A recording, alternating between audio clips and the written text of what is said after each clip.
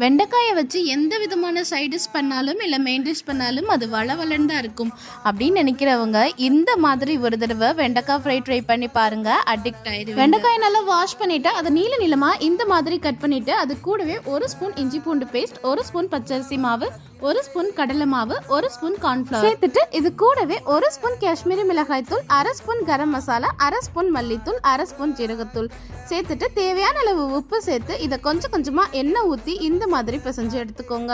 நம்ம எண்ணெய் ஊற்றி பிசைஞ்சு எடுக்கும் போது தான் மசாலாஸ் எல்லாமே ஈவனா ஸ்ப்ரெட் ஆகும்.